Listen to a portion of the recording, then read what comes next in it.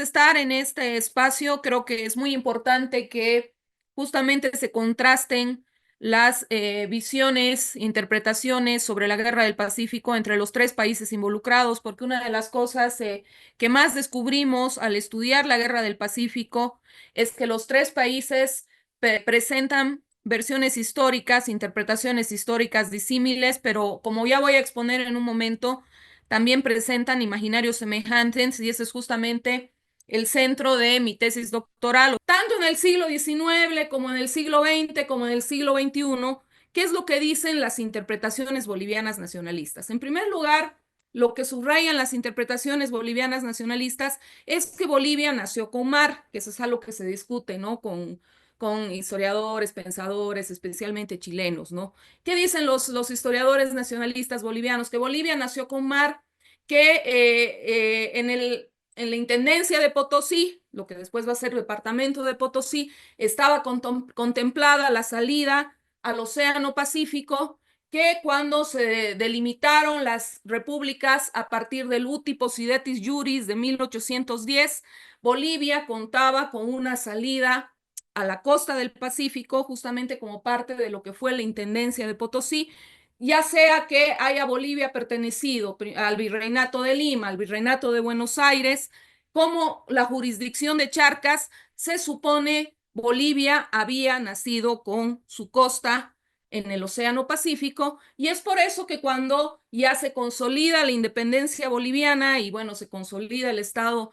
independiente boliviano, nace con esa costa y Bolivia ejerce todos los mecanismos de soberanía en ese momento y bueno, funda el Departamento del Litoral, que es donde están estas costas del Pacífico, y los historiadores bolivianos hacen hincapié que esto fue reconocido por los vecinos, especialmente Chile, y citan las constituciones de 1822, 1823, 1828, 1833, constituciones chilenas donde se reconoce esos límites que no incluían a lo que eran las costas del llamado litoral boliviano. Otra de las causas que señalan los historiadores bolivianos nacionalistas, los pensadores, los diplomáticos en general, es que efectivamente nadie le daba bola a estas costas, nadie les prestaba atención a estas costas, ni Chile, ni Bolivia, ni Perú, hasta que se descubrieron los depósitos del Guan,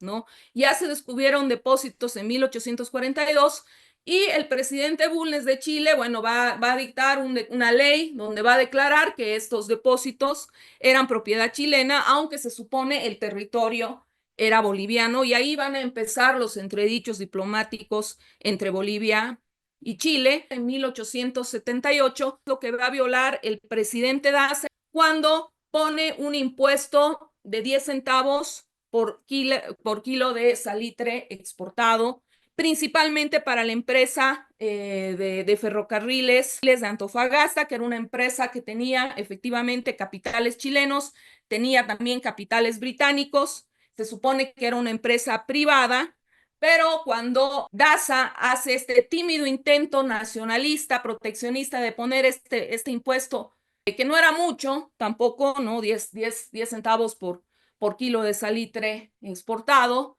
Qué dice el Estado chileno? Que Bolivia con eso violó el Tratado de 1874, a pesar de que se supone que era una empresa privada, el Estado chileno interviene, hace la reclamación y el gobierno de Daza responde diciendo que era un asunto privado con una empresa y que no tenía por qué intervenir, no hacen caso.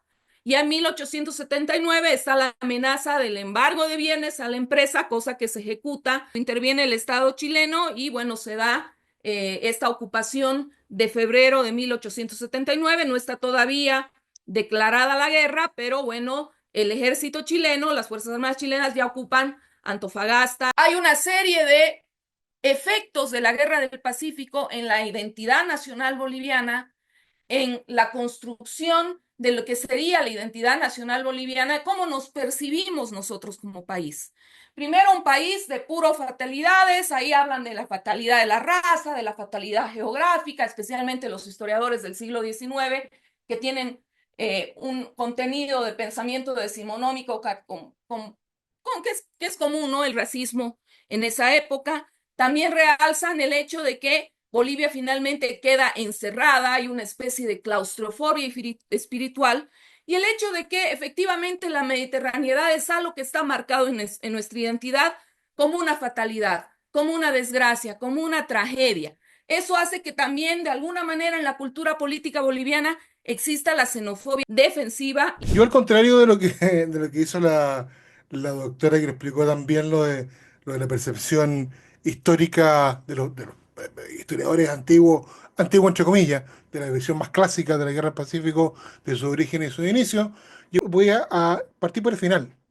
Voy a partir por qué Chile logró la victoria en la Guerra del Pacífico, un país que estaba teóricamente bastante menos desarrollado de lo que era Perú, que no podía enfrentarse contra estos dos países que entre ambos sumaban 11.000 efectivos militares, nosotros con suerte sumamos 3.000. Entonces, ¿cómo este pequeño país, que además estábamos físicamente muy lejos? Recordemos que Lima con Santiago está a 3.600 kilómetros. Entonces, para la época, donde no existían motores como los actuales, donde no existían aviones, viajar por el mar 2 semanas entre Santiago y Callao, entre Antofagasta y Sucre, entiendo. Entonces, las distancias eran muy grandes para la época. Entonces, ¿cómo nuestro país logró obtener una victoria en esta guerra que en un principio se veía tan poco factible de ser ganada? Y yo he identificado varios factores: uno es la política, la economía, las comunicaciones, por supuesto el plano militar, la superioridad de una raza, lo vamos a dejar ahí entre comillas porque además se complementa con los estudios de la doctora, y el civil convertido luchado de por qué, o sea, el civil convertido a soldado de por qué luchamos. ¿M? Entonces, el primer aspecto que hay que tomar en cuenta es la capacidad de gobierno de cada uno de los países. En el periodo entre 1840 y 1884, Bolivia tuvo 18 presidentes, de los cuales 2 estuvieron en la Guerra del Pacífico, y de León Daza, ¿no es cierto?, que comienza. Hay un periodo que está céfalo. En 40 años, Perú lo hace bastante peor todavía, porque en esos mismos 40 años tuvo 38 presidentes, muchos de los cuales estaban en el mando al mismo tiempo.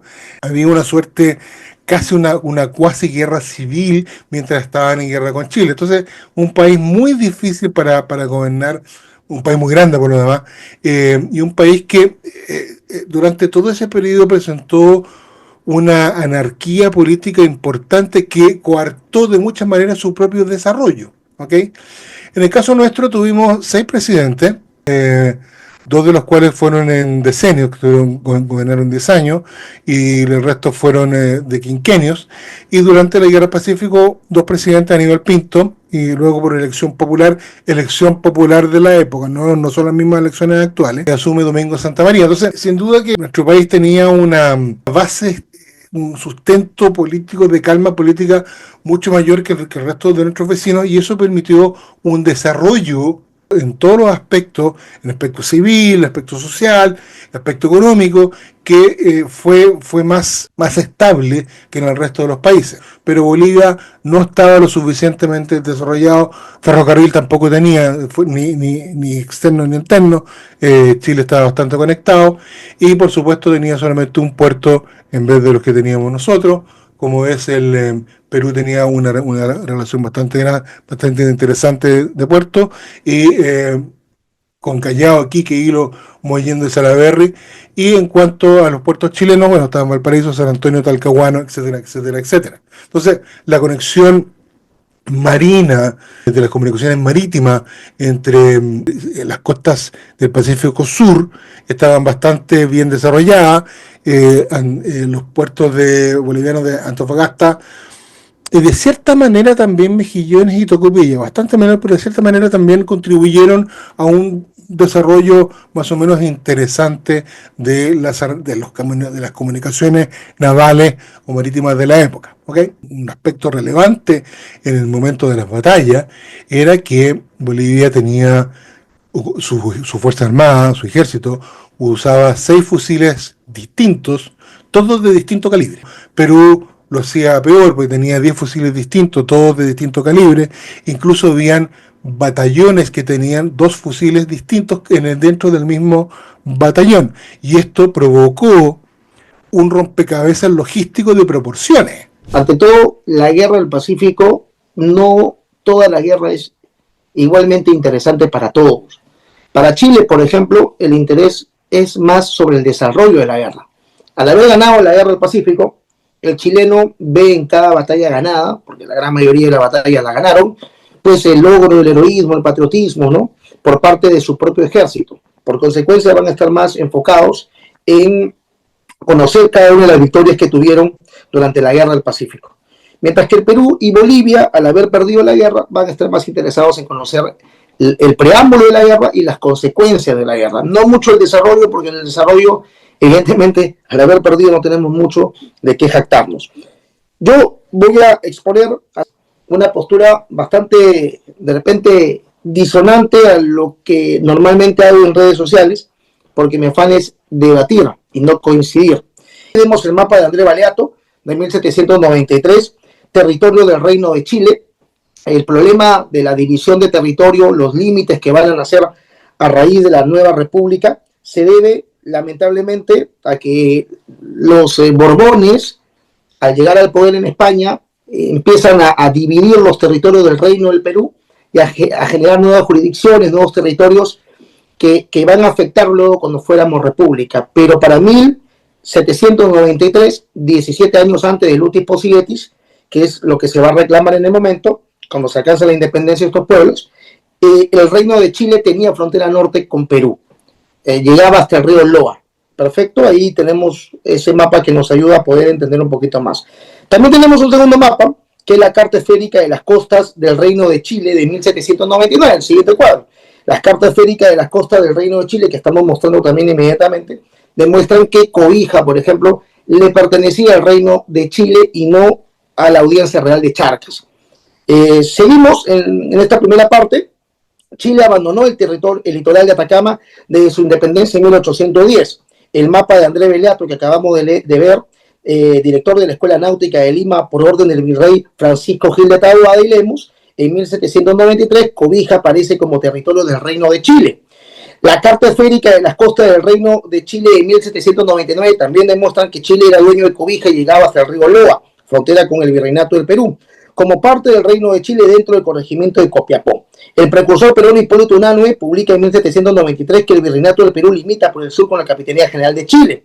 En la memoria del virrey Francisco Gil de Taboada, entregada a San Ambrosio O'Higgins, su sucesor, menciona que el Virreinato del Perú y la Capitanía General de Chile tienen frontera directa.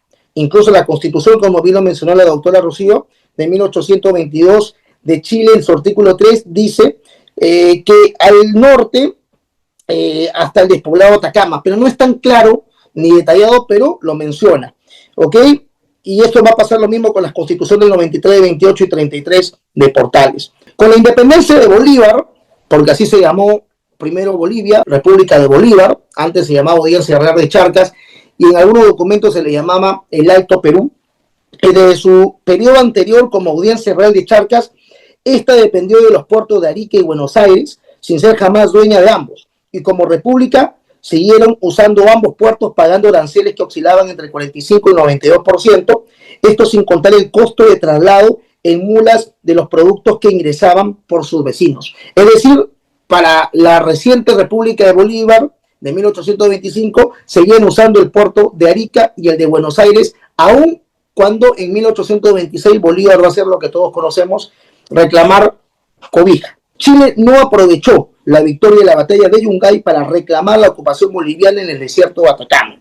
Los motivos que condujeron a Chile a declarar la guerra a la Confederación van más allá de la venta de buques por parte de Orbegoso a un exiliado chileno, o la liberación de impuestos en los puertos del Perú por parte de Santa Cruz. El elemento principal que preocupó a Chile se lee en la carta de Diego Portales, le escribe a Blanco Encalada, que también nos hemos ocupado de esa carta en este mismo canal. Chile no quería una frontera con el Perú, por obvias razones de ser su competidor directo, portuario. Por consecuencia, necesitaban tener a un colchón que los separara. Esto lo supo Perú incluso después de la Guerra del Pacífico, porque después de la Guerra del Pacífico fue Perú quien solicitó en el Tratado de 1929 que ni Chile ni Perú pudieran darle salida al mar a nadie, ni por Tacna ni por Arica, sin antes consultárselo. El Perú necesitaba una frontera directa con Chile para tenerlo resguardado, y Chile necesitaba que alguien se interponiera para evitar ese conflicto. Lo que quiero demostrar es que en todo este tiempo, de 1825 a 1866, Chile renuncia a lo que es cobija. Pero no solamente eso, renuncia a Mejillones y Antofagasta con el tratado de 1866 y 1874.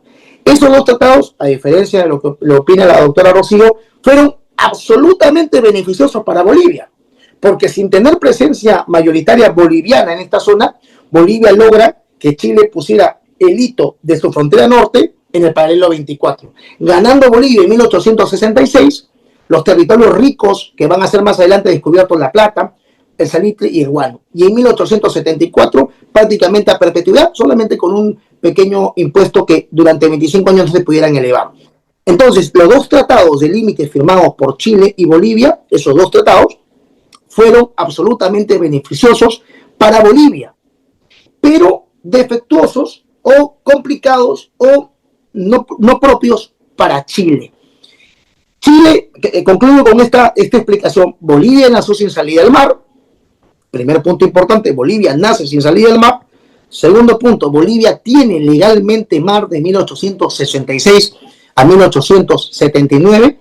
Y tercero, Bolivia pierde su salida al mar porque un dictador llamado Hilarión Daza viola el tratado de 1874, artículo 4, que decía claramente que no se podían cobrar nuevos impuestos, no se podían a capitales chilenos.